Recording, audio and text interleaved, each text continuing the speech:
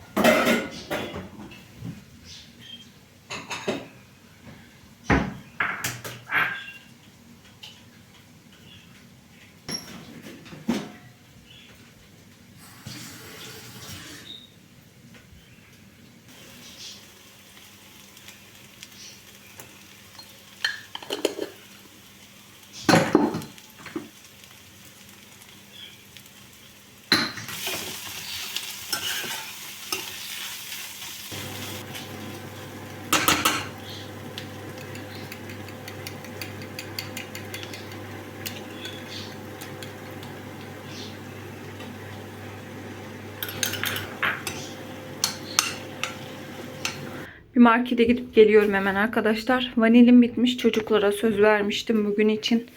Limonlu kek yapacağım. Hemen onu alıp gelelim. Şöyle elimde de bir poşet var. Giysi kutusuna atılacak.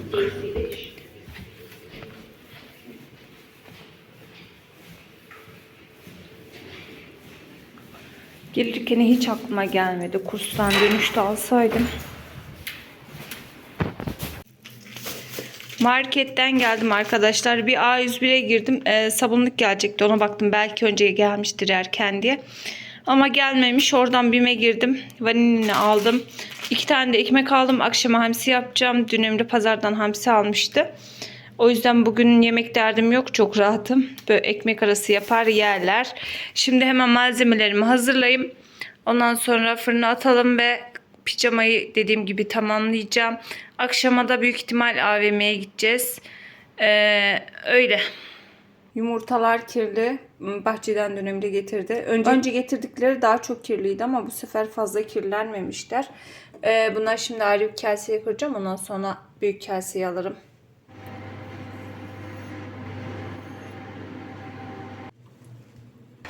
Yumurtamı ve şekerimi tabağıma aldım. 2 tane limon kabuğu rendeleyeceğim arkadaşlar. Bugün limonlu bir kek yapacağım. Bunu Ayşe bir haftadır benden istiyordu. Her gün erteliyorum ama bugün yapayım dedim artık. Yarın beslenmelerine koyarım. Güzel yerler. Genelde hep havuçlu, tarçınlı, sade ya da üzümlü falan yapıyorum ama limonlu ilk defa deneyeceğim.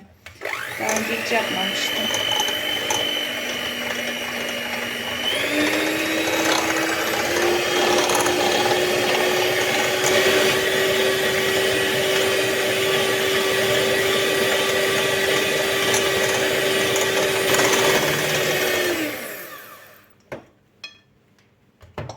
unutup hep bu küçük kasede yapıyorum. İnşallah dar gelmez onu falan ekleyince. Şöyle bir su bardağı süt ekliyorum.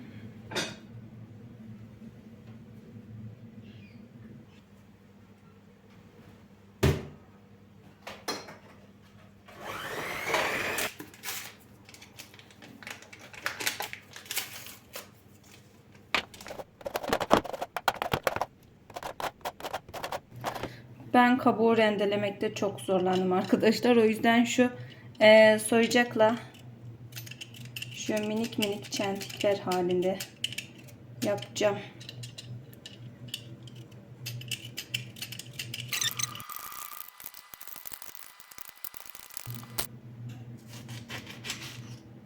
Şöyle bir tanesinin de suyunu ekleyeceğim yine kekin içerisine.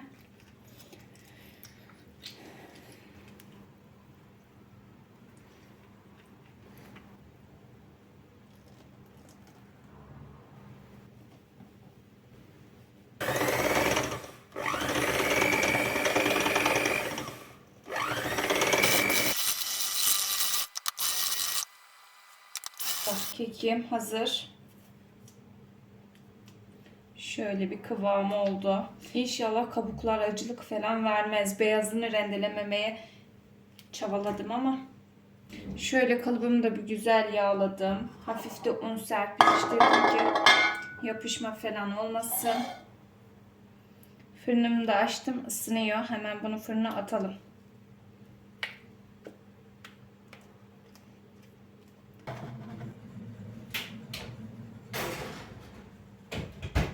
Kek pişerken şu salonu toplayayım. Dün nevresimleri yıkamıştım. Geç saatte makineye attığım için kurutmaya yetişmedi. O yüzden böyle kapılara sandalyenin üzerine attım. Burada da diktiğim pijama var. Şu camı açalım bir perdeyi önce.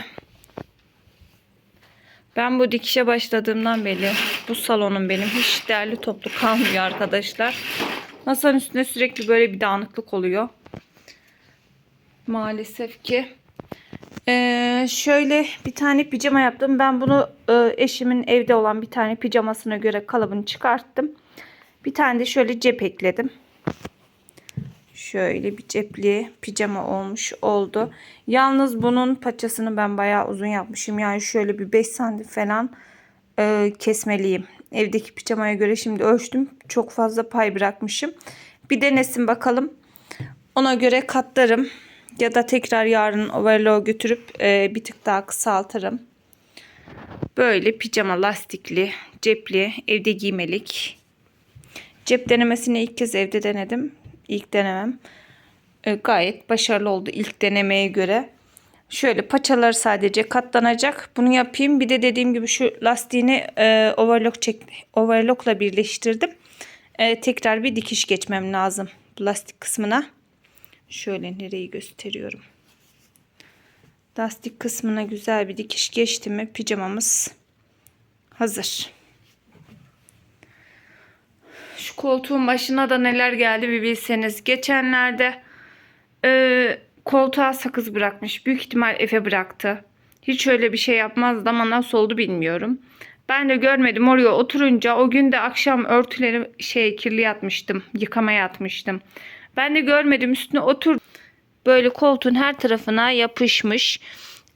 Dün internetten bir araştırdım. Kolonya sıktım. O şekilde söylüyordu. Kolonya sıktım. Onunla böyle kazıdım kaşığın sapıyla. O şekilde biraz çıktı ama bu sefer de leke gibi bırakmış. Böyle bakın ne kadar belli oluyor bilmiyorum ama yine de hafifte kalmış da şuralarda bir sertlik var. Ertesi günde annemlerle Zeynepler gelmişti. Onları yemeğe çağırmıştım. Mira'nın ayağı takılmış. Ben görmedim. Çay içiyorlardı. Burada sehpa vardı. Önlerinde çay doldurmuştum. Ayağı takılınca sehpanın üstünde çaylar vardı. O çaylar koltuğa döküldü. Üstüne döküldü. Neyse ki üstünde kalın sivit vardı. Yanmadı. Ona bir şey olmadı. Ama koltukta battı. Anında sildik hemen ama şura alt tarafta da var ama kamerada çok belli olmuyor. Yine şuralarda kaldı sarı sarı. Zeynep dedi makineyi getirin bir gün yıkarız diye, onun makinesi var. O yüzden ellemedim. Orası da öyle oldu. Koltuğun başına gelmeyen kalmadı. Hatta halıya da çok az gelmişti. Şurada hafiften bir sarılık var. Oraya birkaç damla gelmişti. Öyle bunları bir gün güzel bir silmem lazım. Koltuğu da artık yıkamayla şey yaparız, temizleriz. Dün geç saatte uğraştım. Orada kolonya ile ıslanınca böyle açık bırakmıştım kurusun diye. Ama çok temiz olmamış. Uzaktan bak daha çok belli oluyor. Burayı bir tekrar nemli bezle silerim.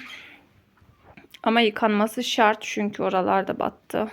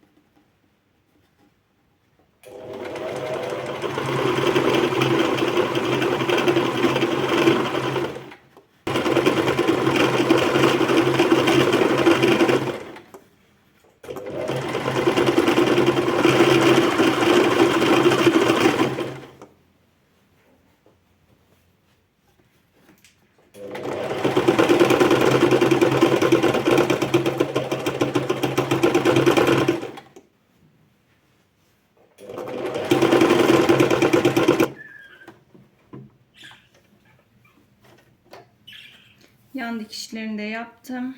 Bitti arkadaşlar. Pijamamız hazır.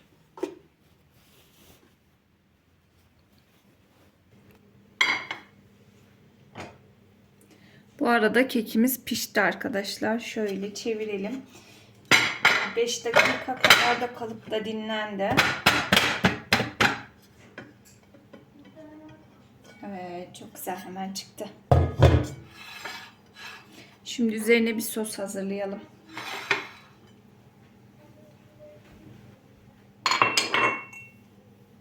Şöyle kabuğunu soydum. Limonu kullanacağım yine. Yarısını.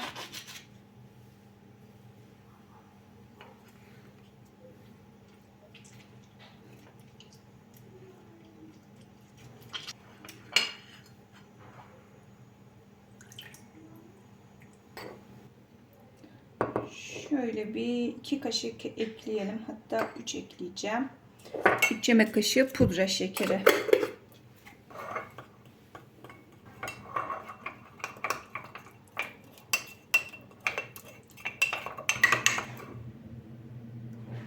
Şöyle bir kıvam aldı.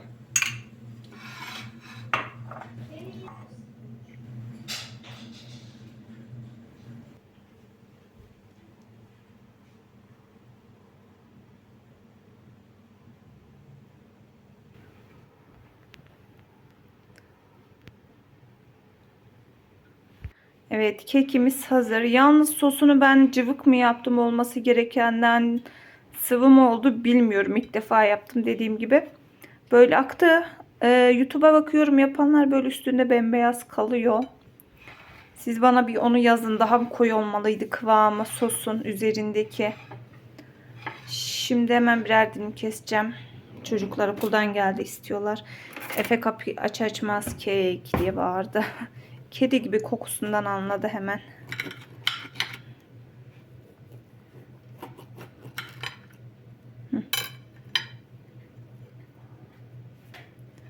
Evet, işte böyle.